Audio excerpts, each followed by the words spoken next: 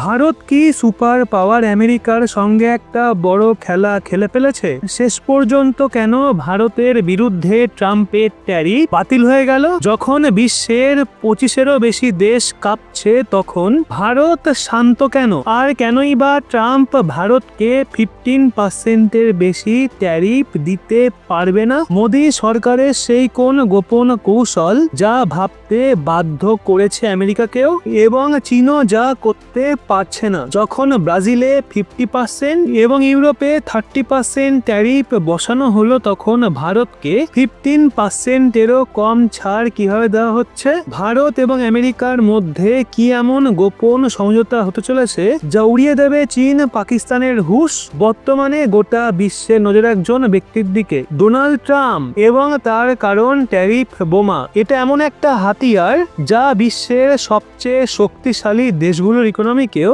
একেবারে পঙ্গু করে দেবে। ভাবুন একবার, একদিকে ব্রাজিলের মতো বিশাল দেশ 50%-এর ভারী ট্যারিফের তলায় পিষ্ট, এবং অন্যদিকে ইউরোপীয় ইউনিয়ন, সেই সাথে মেক্সিকোর মতো বড় বাজারও 30% ট্যারিফের ধাক্কা সামলাচ্ছে। জাপান, সাউথ কোরিয়া, মালয়েশিয়া সহ প্রায় 25টা দেশ এই তালিকায় আছে, এবং 1 আগস্ট 2025-এর দিন যত এগিয়ে আসছে এই দেশগুলোর পায়ের তলার মাটি ততই কাঁপছে। কিন্তু এই ধ্বংস এবং হাহাকারের মধ্যে একটা দেশ আছে যে শান্তভাবে দাঁড়িয়ে হাসছে, এমন একটা দেশ যার নাম এই লিস্ট থেকে রহস্যময়ভাবে উধাও। হ্যাঁ, আমরা বলছি ভারতের কথাই। সবাই অবাক, চিন্তিত। যখন গোটা বিশ্বে ট্রাম্পের তাণ্ডব চলছে তখন ভারতের প্রতি এই দয়া কেন? এটা কি কেবল কাকতালীয়, নাকি পদ্মার পেছনে কোনো বড় খেলা চলছে? এমন একটা বাজি যা ভারত নীরবে জিতে নিয়েছে, যার গন্ধ এখন বিশ্বে ছড়াচ্ছে। দাবি করা হচ্ছে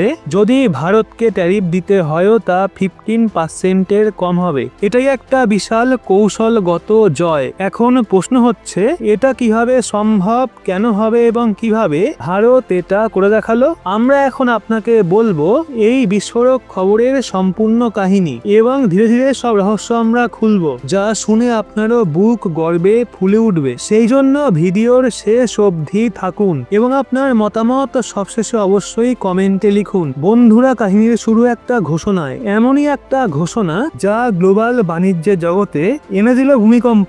ডোনাল্ড ট্রাম্প, যিনি তার আগ্রাসী সিদ্ধান্তের জন্য পরিচিত, আবারও ঠিক সেটাই করলেন যা কেউ ভাবতেও পারেনি। উনি একটা তালিকা প্রকাশ করলেন যেখানে বিশ্বের বহু বড় দেশের ওপর বিশাল ইম্পোর্ট ডিউটি অর্থাৎ ট্যারিফ আরোপের হুকুম ছিল। সহজ ভাষায় বললে, আপনি বিদেশ থেকে কোনো জিনিস কিনলে সেটা অতিরিক্ত কর বসিয়ে দেওয়া হবে যাতে সেই জিনিস আমেরিকায় বেশি দামে বিক্রি হয় এবং আমেরিকান কোম্পানিরা প্রতিযোগিতা করতে পারে। এক্ষেত্রে ট্রাম্পের যুক্তি স্পষ্ট, আমেরিকার সঙ্গে বাণিজ্যে যারা অনৈতিক আচরণ করছে তাদের এই মূল্য দিতে হবে। যে একটা উদীয়মান অর্থনীতি, তার উপরও সরাসরি 50% ট্যারিফ একেবারে চাপিয়ে দেওয়া হলো। মানে ব্রাজিল থেকে আসা প্রতিটা ডলারের পণ্য আমেরিকায় $1.5 বিক্রি হবে। স্বাভাবিকভাবেই এতে ব্রাজিলের রপ্তানি ভেঙে পড়বে।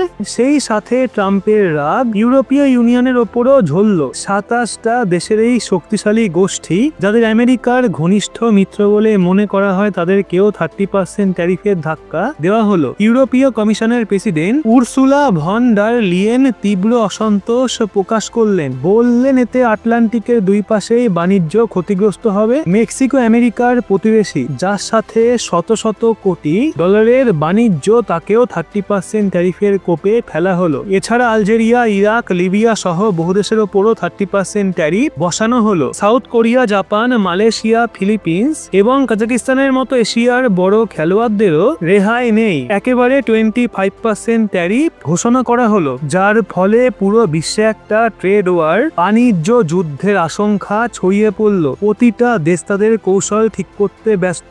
এক্ষেত্রে কেউ পাল্টা ব্যবস্থার হুমকি দিচ্ছে, কেউ আবার অনুনয় করছে। কিন্তু এই হইহল্লার বাইরে দিল্লিতে ছিল নিস্তব্ধতা, আত্মবিশ্বাসে পূর্ণ একটা নিস্তব্ধতা, কারণ ভারতের নাম এই তালিকায় কোথাও ছিল না। এখন প্রশ্ন ওঠে, কিভাবে এমন হলো? যখন আমেরিকা তার সবচেয়ে ঘনিষ্ঠ বন্ধুদেরকেও ছাড়ছে না, তখন ভারত এই বিশেষ ছাড় পেল কিভাবে? এখান থেকেই শুরু ভারতের সাইলেন্ট ডিপ্লোমেসি বা শান্ত কূটনীতি। বন্ধুরা, যা বিশ্বের চোখে পড়ছে তা কেবল অর্ধেক সত্য।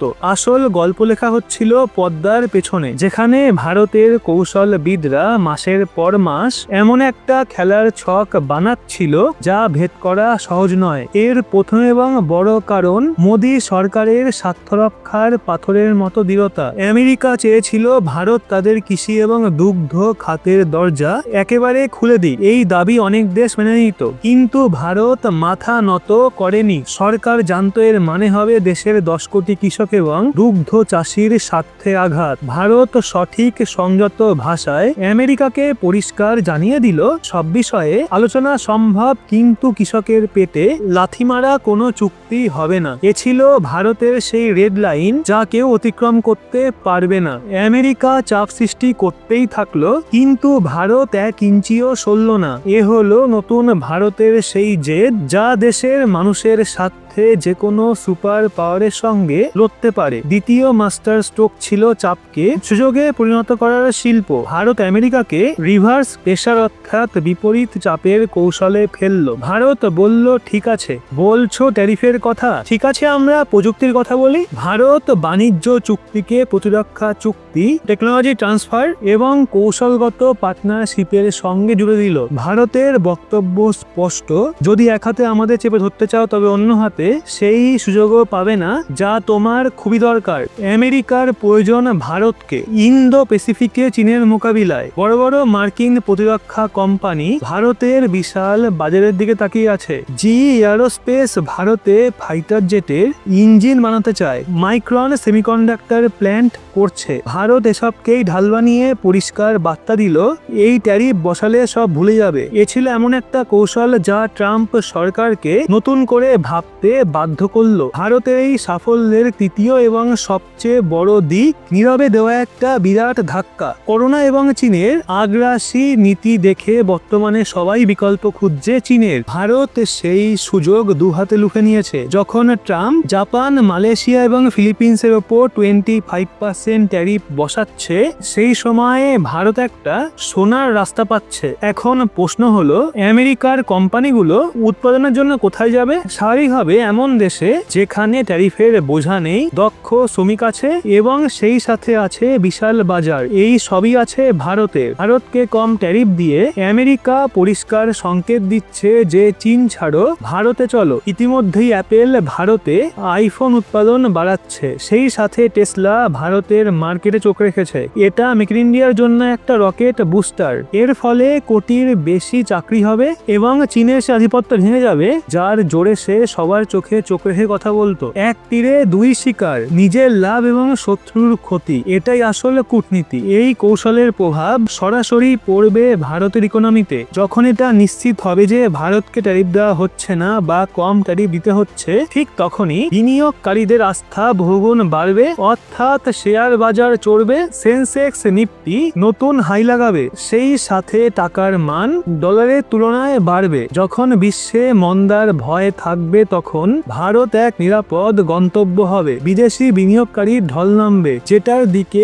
সবার নজর। ভারত আমেরিকার এই ট্রেড ডিল শুধু পণ্য বিনিময়ের চুক্তি নয়, সূত্র বলছে এটা একটা স্ট্র্যাটেজিক প্যাকেজ ডিল, যেখানে ভারত এমন কিছু সুবিধা পেতে পারে যাকে কোনো এশিয়ান মিত্র পায়নি। এক্ষেত্রে প্রথম ট্যারিফে স্থায়ী ছাড়ের মর্যাদা। যদি ভবিষ্যতেও ট্যারিফ বসে তাহলে ভারত ছাড় পাবে। এটা ভারতকে বিশেষ কৌশলগত সঙ্গীর মর্যাদা দেবে। দ্বিতীয়, ডিজিটাল বাণিজ্যে অগ্রাধিকার। বর্তমান যুগ ডেটার। এই চুক্তিতে ভারত ডিজিটাল ট্রেড এবং ডেটা ম্যানেজমেন্টে নতুন সুবিধা পেতে পারে। এবার তৃতীয় এবং সবচেয়ে গুরুত্বপূর্ণ, প্রতিরক্ষা সরবরাহ শৃঙ্খলে সরাসরি প্রবেশাধিকার। Bharat GE engine, artificial intelligence, semiconductor চিপের মতো প্রযুক্তি সহজে পাবে। এর ফলে ভারতের সেনা শক্তি বহুগুণ বাড়বে, যা চীন এবং পাকিস্তানের দুঃস্বপ্ন হবে। আর একটা গুরুত্বপূর্ণ দিক, আমেরিকার নিজস্ব কোম্পানিরা অ্যামাজন এবং ওয়ালমার্ট, যারা ভারতে কোটি কোটি ডলার বিনিয়োগ করেছে, তারাও ট্রাম্পকে চাপ দিল যে ভারতের ওপর ট্যারিফ বসাবেন না। আর তারা জানে ভারতই ভবিষ্যতের সবচেয়ে বড় বাজার। দেখুন, এটা কোনো একক কারণে হয়নি, এটা বহুস্তরীয়, একেবারে 360 ডিগ্রি কৌশলে কৌশলের ফল।